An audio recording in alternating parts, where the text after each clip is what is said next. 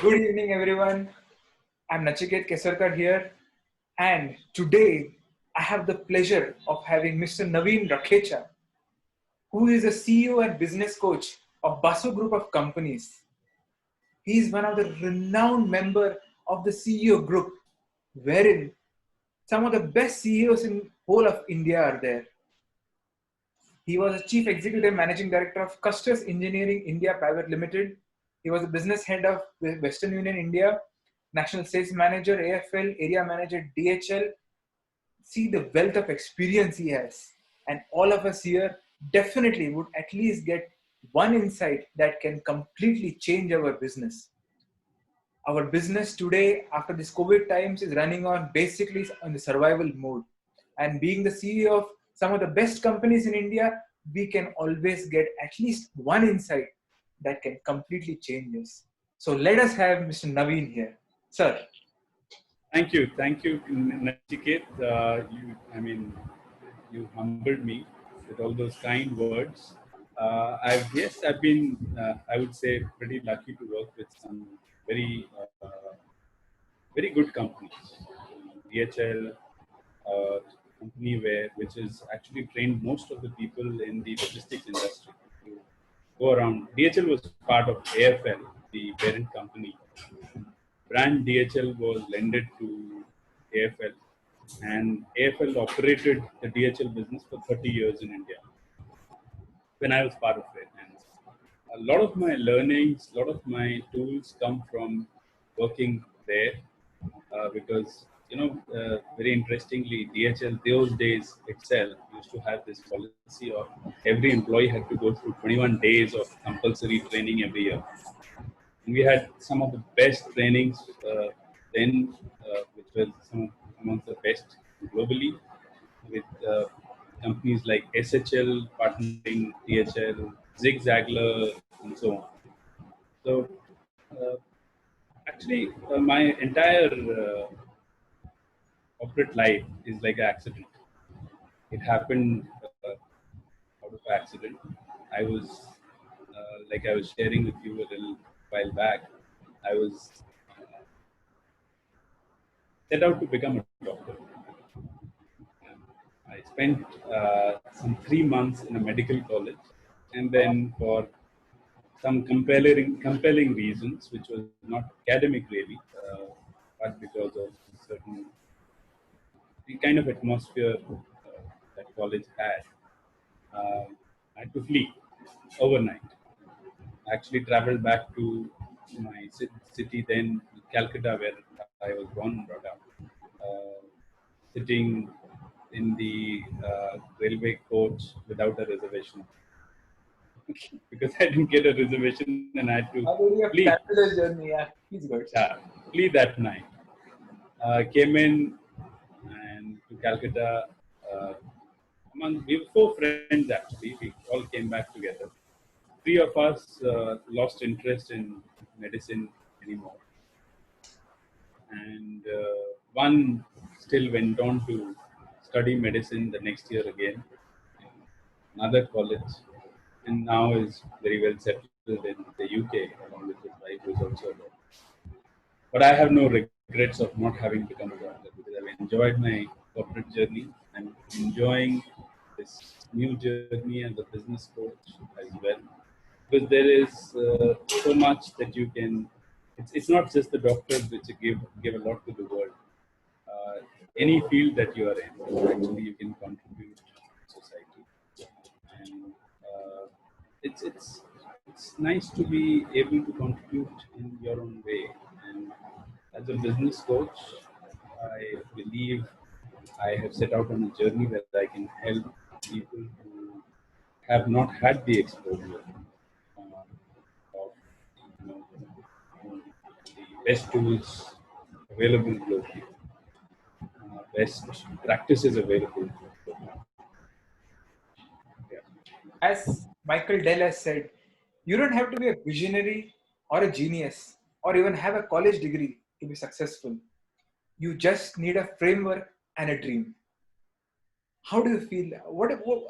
I quite agree to that because if you look at my profile, actually, I mean, I haven't had the degrees that you would want a typical CEO to have. Yes, I did once get an opportunity to join IIM Calcutta, but for various reasons again, uh, I had to lose that opportunity, or rather leave that opportunity and take up full-time job. That's another story and some another time why and how. But that's I learned my business. I learned my business right from when I was born into a business family. So you do get a lot of exposure to business, and rather, I would say more than exposure, you get a lot of confidence out of it. Somewhere behind your mind is, I know business, and I think that's the start. You know, uh, so I would say confidence is a big thing, and to me, common sense, common sense is something which we tend to not give much importance to. Actually, if you have ample amount of common sense, more often than not, you would be able to take decisions in all spheres of life. I'm not hence saying that without a proper training and degree you can become expert in a technical field. That needs a lot of technical knowledge. And that technical knowledge probably is best provided to you in through the degrees that you earn. So not necessarily so for business. At least I'm a believer that you can learn business outside of politics. And I've learned most of my business out of my work experience. Of course, as I said earlier, the trainings that I've been exposed to just built my profile, career, built my knowledge base, my tools to be able to progress in life, and certain opportunities that came my way, which I always believe opportunities do not come twice. You have to grab the opportunity when it right. Certain opportunities came my way. I kept uh, grabbing those opportunities without the fear of failure, and that helped me continuously move ahead in life, discover myself. For example, I mean, let me give you one small story. I used to work with DHL. It was in 1994 that I joined DHL, and I joined there as a sales manager from Calcutta. And then later on, went on to become, after a year or so as sales manager at Calcutta, I went on to become the business manager uh, for Calcutta, Bengal. Business manager basically handles operations, sales, and customers. Not customer service, credit control. So three functions: sales, credit control, and the operations. Uh, During this time, there was a union that got formed in DH, and the union in East was quite a volatile union, which was, as you would expect that time in Eastern India. It was quite a volatile, aggressive union, and as luck would have it, I used to report into a regional manager. That regional manager, very nice gentleman, uh, with a strong finance background, and very good at operations. However, he felt that this was unnecessary, it was a distraction, and it, I mean, it was a little bit of stress. Obviously, handling union could be could mean handling some stressful situations. Uh, he kind of never took the onus to handle the somewhere in here. I don't know why or what, I stepped in without having been given the responsibility and started handling the union. And things started getting better to the extent that everybody in the country across DHL believed that East would not sign, Eastern region would not sign the wage agreement that year. The wage agreement was due, and everybody had resigned to the fate that East would not sign the wage agreement this year because of the kind of union, aggressive union we had. And we did not let that seep into our mind. I went on to keep negotiating with the union. And not only did we emerge winners, or winners in the sense, I'm not saying against the union, but in the sense as a team, the management and the union, we emerged winners as we signed. We were the first ones to sign the wage agreement Wow. in India. Yeah, and this was against the dictum of the All India Union to the regional union. Uh, so the All India Union was quite taken aback, in fact, that East went ahead and signed without their consent and so on. But the whole transaction was actually handled in a manner uh, where I learned a lot. It came probably pretty naturally to me, but I learned this whole concept of when there is I, you, and issue. You let issue sit on the other side and bring the other person onto your side and start looking at the issue to resolve Wow. it, right? But so what happens, Nachiket, then is there are no ego battles. It is not your problem or my problem. It is our problem, and we got to find out ways to press it together. So many people did not like my approach, but uh, I would share a lot with the union in terms of you know the why we were taking a certain decision. How did it make commercial and social sense? And so, when, for example, I convinced DHL India to, after a lot of parlance, to allow me to open franchise outlets to increase my reach. Oh. Franchising was not part of the typical DHL model. Right? I, from that very beginning, believed in franchising, and that still remains my kind of, you can say, first love. And so I convinced the management, saying, let's allow me to, you know, try this. So when I went out to actually franchise, the union stood up because they stood up to say, listen, this means a lot of job opportunities lost for us. You would not employ more people directly, and you would franchise.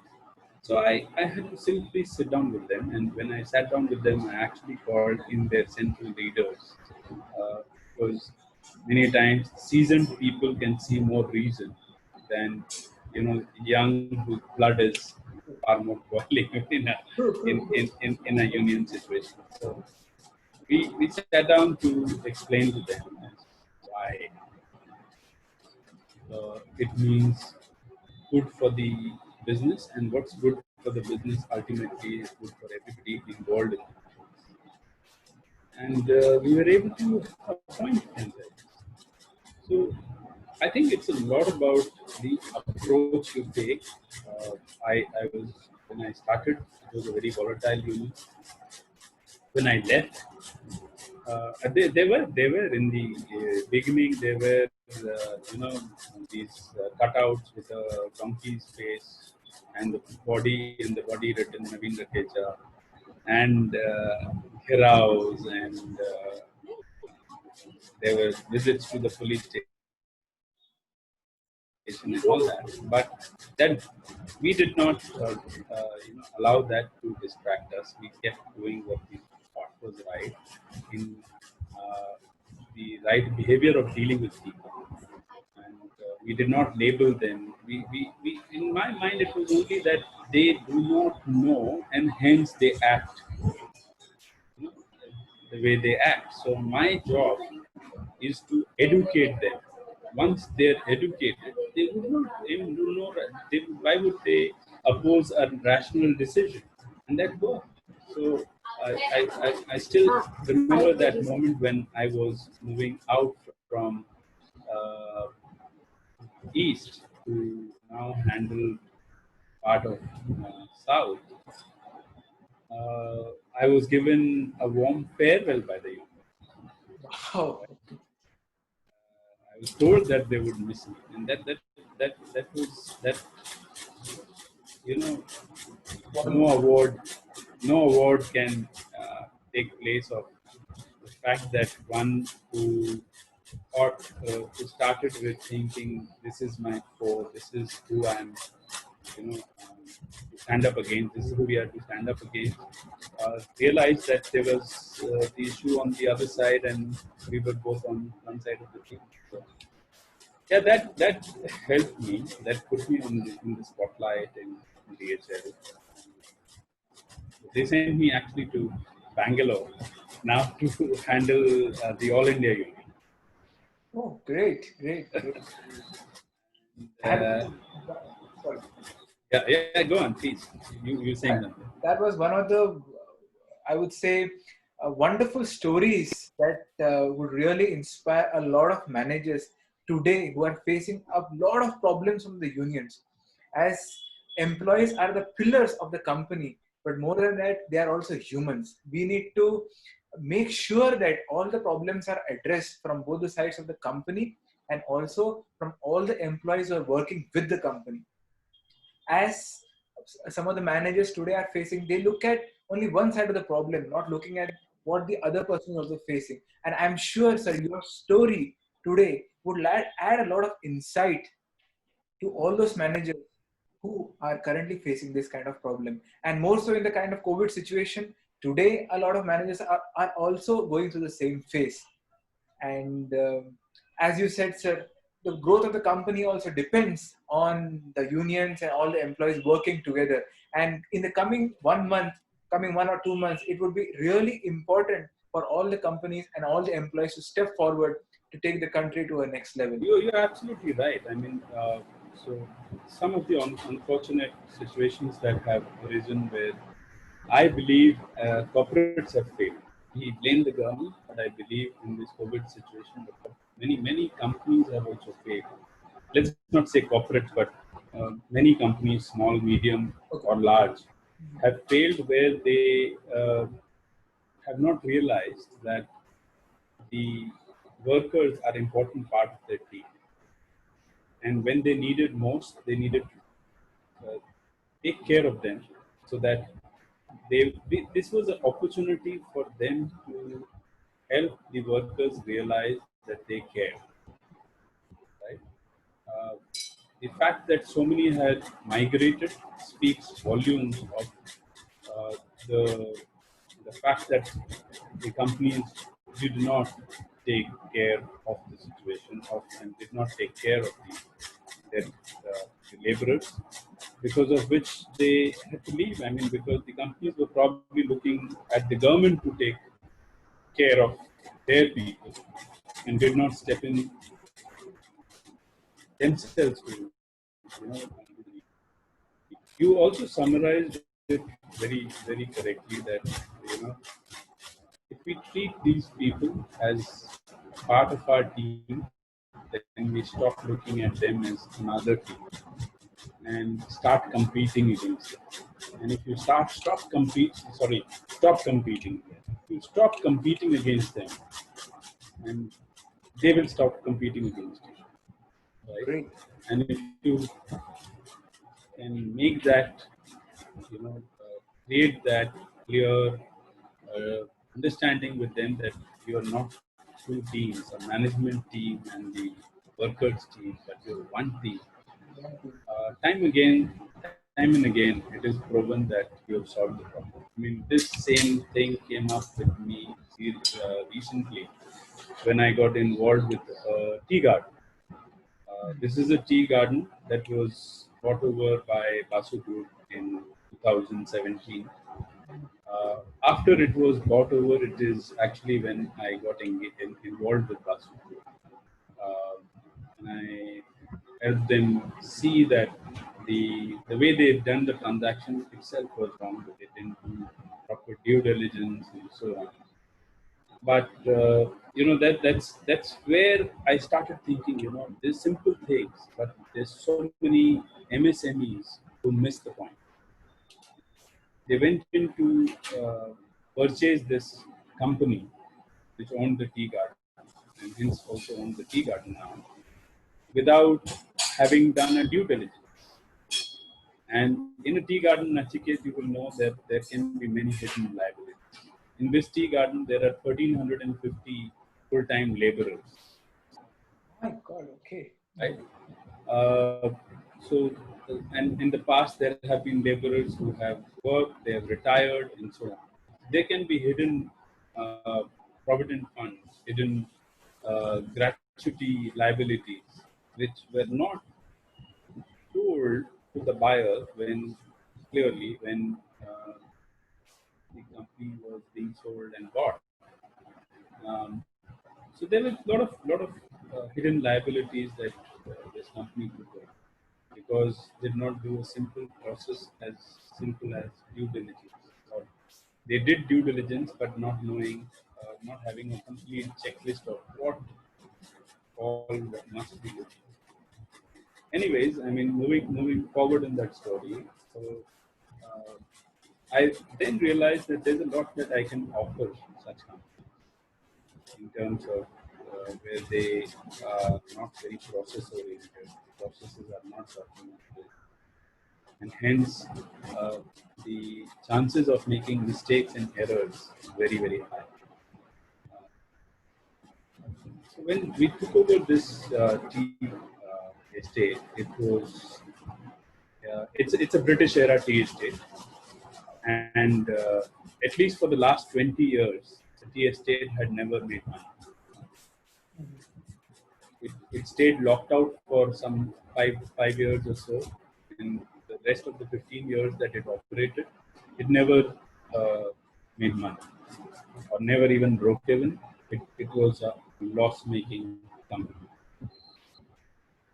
So when we took over, and I was given responsibility of handling this tea garden, um, started looking at what do they do. So I started educating myself because this was the first time I went and stayed in a tea garden, leave alone, running the business or understanding the business. And so I first spent time understanding the science behind tea agriculture, the science behind tea manufacturing. How did the factory run? Why did the factory do what they did? So So first 3 months honestly went on to I just went in there and I convinced my family. It was a summer holiday period. So I convinced them to also come down and stay with me for a month and a half there. And I just went and stayed there. Many found it very interesting, saying how can you stay in such secluded place for such a long period? But my mission was to understand the business inside out and what was happening in there inside out before I could, as a doctor, start writing prescription of what should be done. Because if I asked the people to just tell me what was wrong, remember they came with blinkers. The tea garden, people in the tea garden or the management in the tea garden has always been, traditionally, they have worked from their very beginning in tea gardens only. They've not seen the outside world. They've not been exposed to best practices in the outside world. So, it's very funny. There are about 520 tea gardens in the Duars region, which is North Bengal in India, out of which only about 20 tea companies make money. The rest 500 have been perpetually loss-making businesses. And these businesses hence change from one hand to another. Right? Everybody comes in feeling they would be able to turn it around, but more often than not seem to be failing.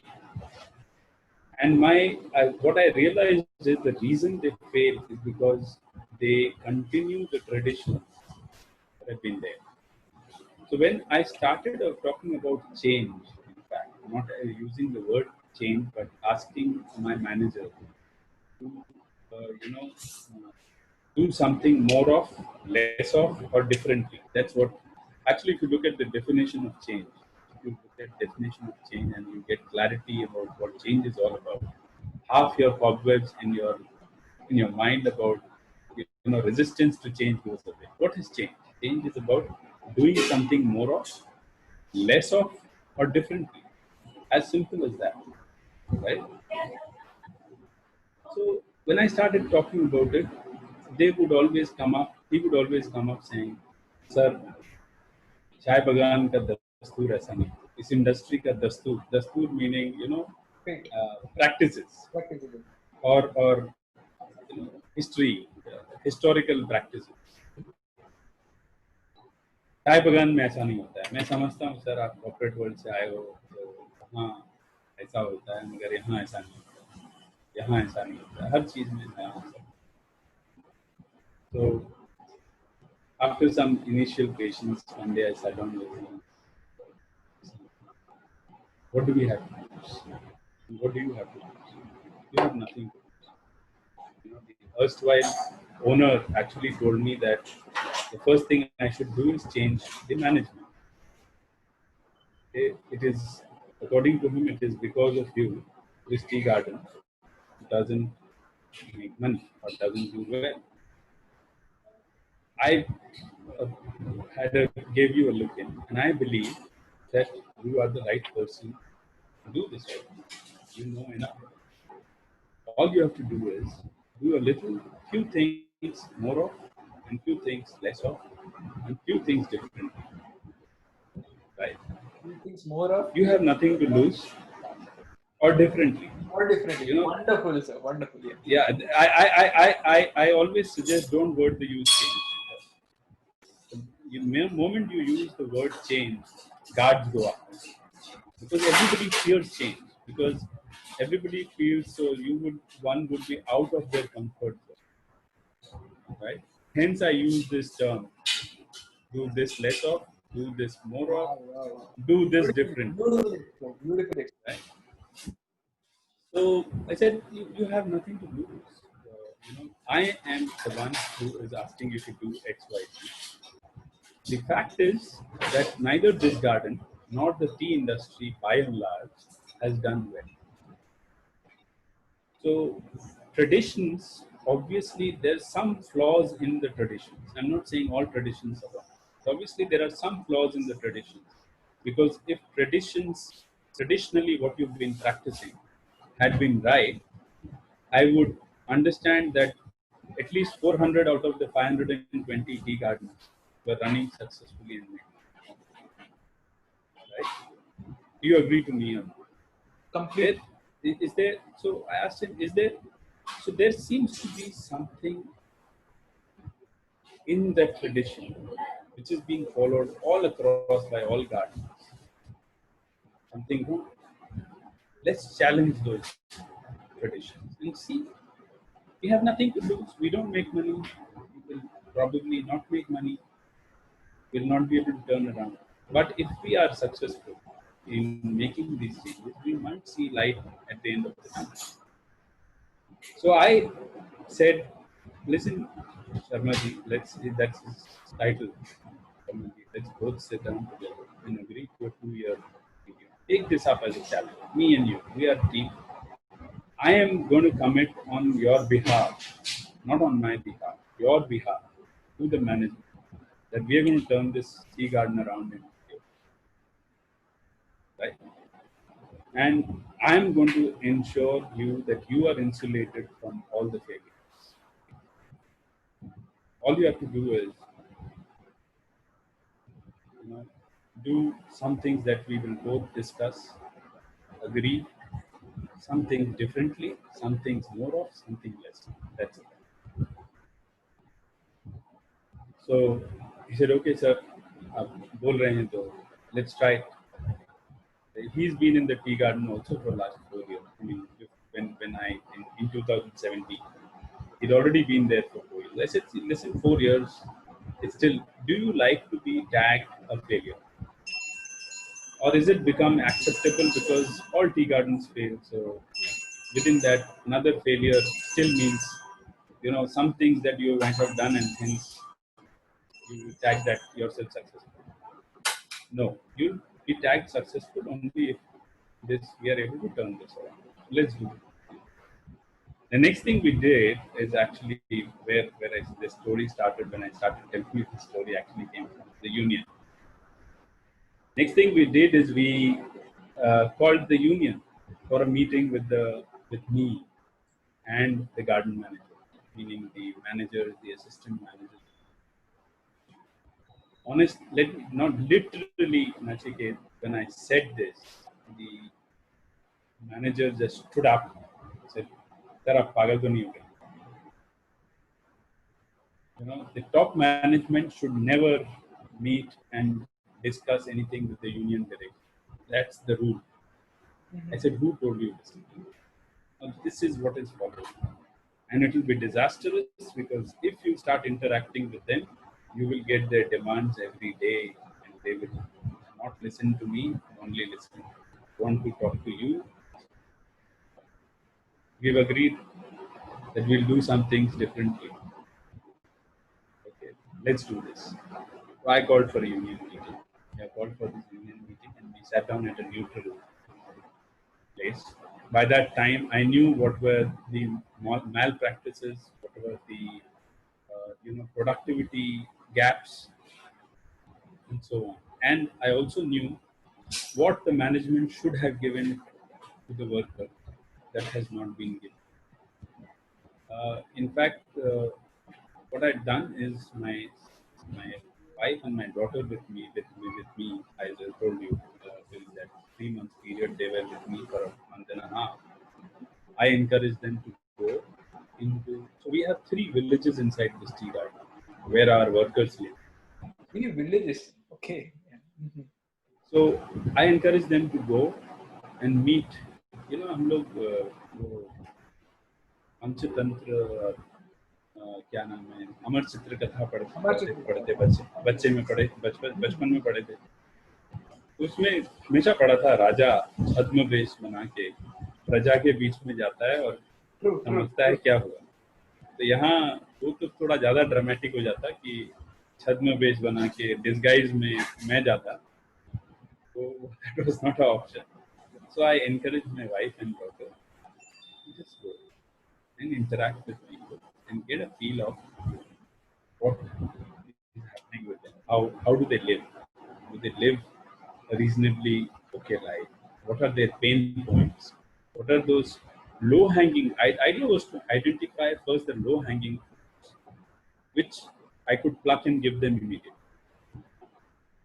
So we found some things like water का problem है, hospital हमारे garden के अंदर hospital है but hospital में doctor appointed नहीं है, compounder है वही सब कुछ काम करता है and blah blah blah. So we listed that down. When I went sat down with the union, I had a very clear heart to heart discussion, clearly setting the terms, saying this garden has not been doing well. Okay, so we realized that after we purchased this garden, and there are two things we can do. Is one, give you the keys, write off the key and walk away. Write off the purchase price as loss. Two, continue and continue to accumulate more loss. Doesn't make sense, right? Rather, I will give the keys today and go. I've realized that it's not a great purchase from how the garden works today. If you tell me that the workers are not going to change their habits, then I rather leave the key today. They got pretty offended, saying, "How can you? I mean, you're sitting with the first time and you are threatening us with a lockout even before you kind of just started for 4 months." I said, "No, I'm not threatening. I'm just trying to help you understand that we are here to conduct business, not charity. Right? We'll do charity separately. Don't worry about that.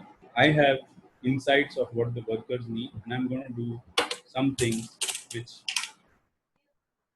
we have a wing which does philanthropic work, and that philanthropic work will continue whether I own this garden tomorrow.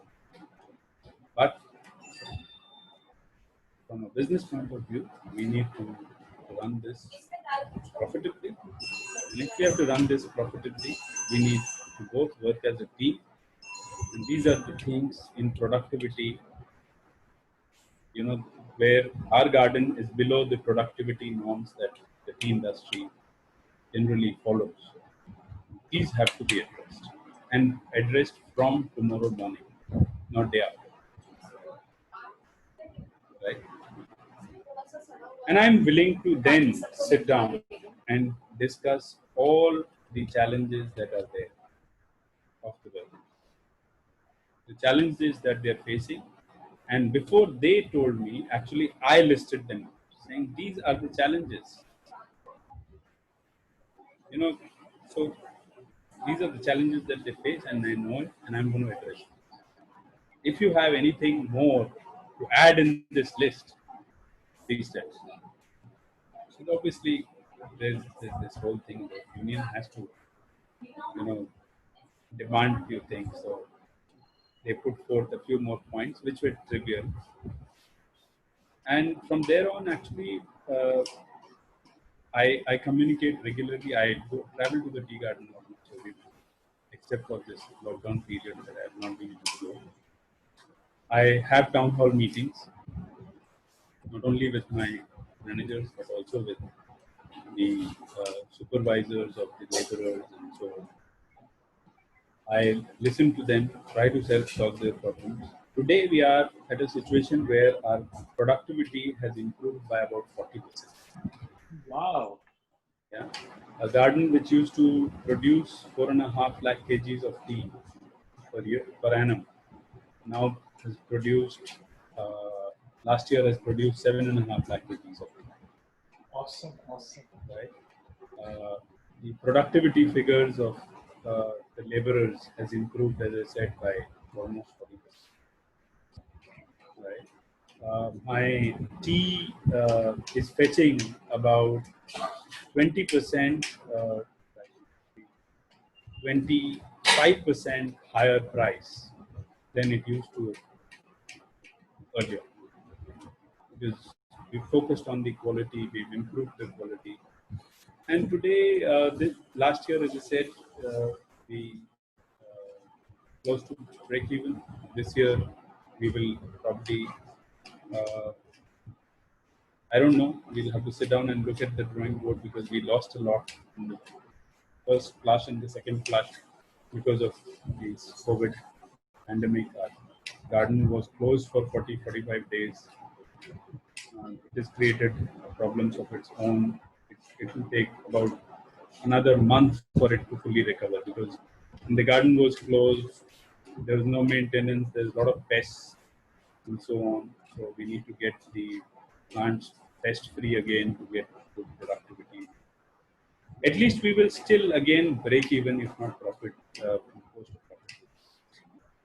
I'm pretty sure, sir, with you at helm and with all the insights that you are lending to the company, along with the whole team, there will be a very distinct and a very fast recovery to the whole of company, after the lockdown is open.